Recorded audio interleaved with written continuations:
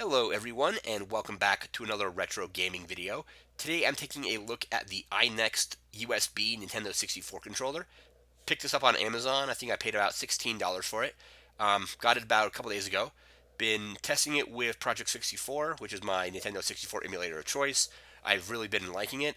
This is kind of what I replaced my Xbox 360 wired controller with. There were certain games that just didn't feel right with that controller.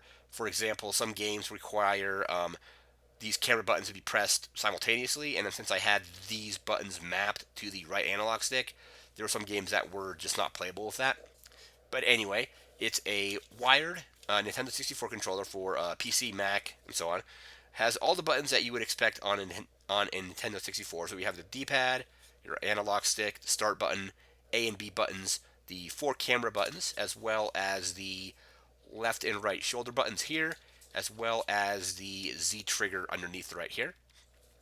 It does have a slot here for the rumble pack or controller pack.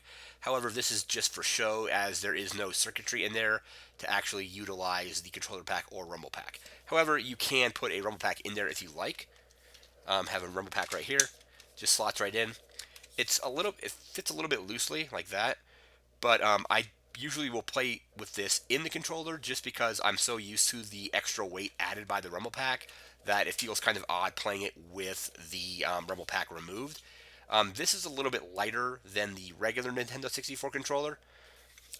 We'll be comparing the controllers in just a moment, but I do like the analog stick feels pretty good. The D-pad is good and responsive. These buttons all work pretty well.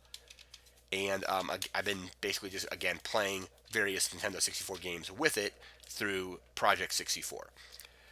So there's that. We're going to bring in the regular controller just to kind of compare them. This controller feels a little bit lighter, even with the controller with the rumble pack removed. It feels a little bit lighter than the regular Nintendo 64 controller. This feels slightly heavier. Not a lot heavier, but just a little bit. Also, the buttons are slightly different. I'm not sure if the camera's going to be able to pick this up, but there we go. So the buttons, the camera buttons, as you can see on the Nintendo 64 controller, are a little bit more rounded and a little bit shorter than the camera buttons on the USB controller. Same thing with the A and B buttons. So the A and B buttons here, basically just press like that. They're not that elevated, but if you compare them to these buttons, there's a little bit more resistance and a little bit more, they just make a little bit more noise when being pressed.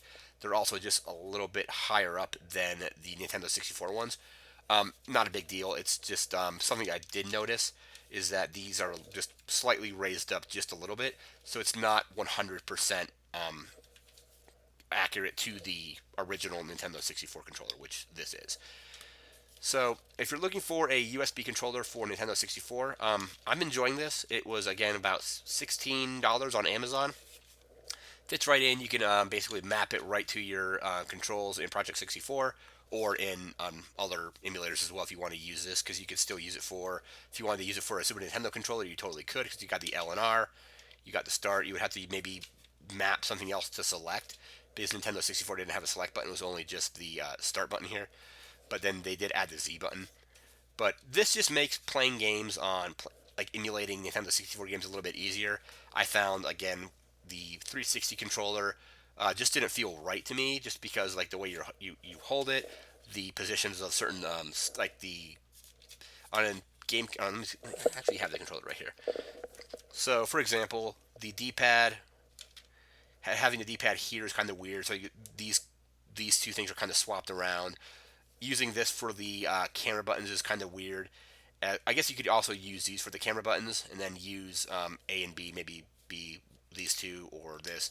But then I would always use the left or right trigger as my Z trigger. So this is just a step up, especially for just general Nintendo 64 emulation. I still use the game or the Xbox controller for other emulators like Super Nintendo and NES and so on, just because those layouts are fairly similar. Nintendo 64's controller was a little bit more weird in its layout, as like you had the trigger underneath, and then you had these buttons here and here. So again, this is a decent controller for Nintendo 64 emulation. It's available on Amazon. It's the iNNEXT Nintendo 64 controller. This is not a sponsored video or anything, but this is what I've been using, and I've been really liking it. So that's going to do it for this video. Remember to like, comment, share, and subscribe, and we'll see you next time. Take care.